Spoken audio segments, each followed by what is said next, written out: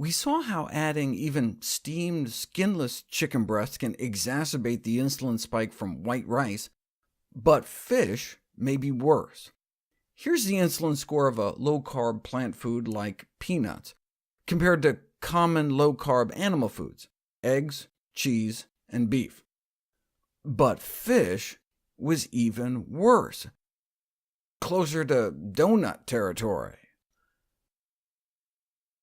Here's the insulin spike if you feed people mashed white potatoes. Then what would happen if you added some tuna fish? You get twice the insulin spike. Same with white flour spaghetti and white flour spaghetti with meat. The addition of animal protein may make the pancreas work twice as hard. You can do it with straight sugar water. If you do like a glucose challenge test to test for diabetes, where you drink a certain amount of sugar, this is the kind of spike in insulin you get.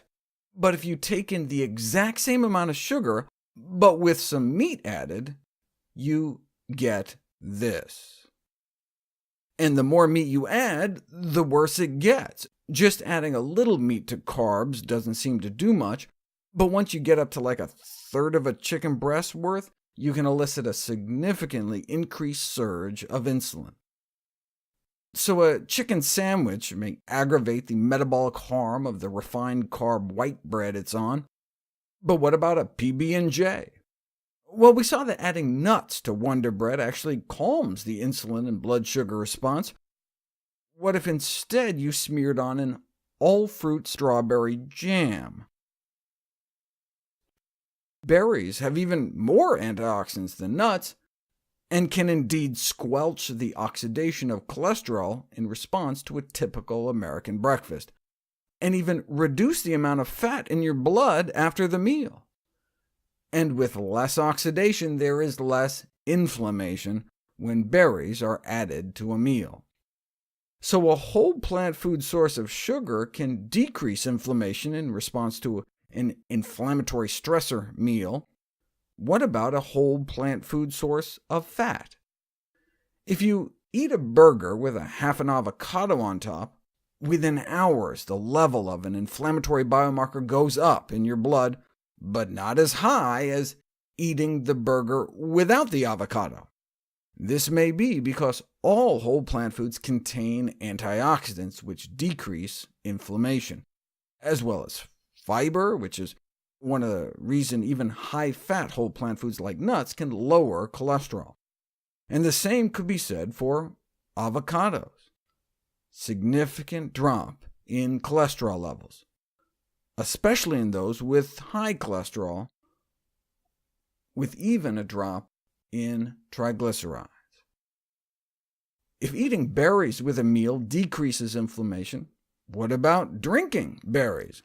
Sipping wine with your white bread significantly blunts the blood sugar spike from the bread, but the alcohol increases the fat in the blood by about the same amount. If you eat some cheese and crackers, this is the triglycerides bump you get.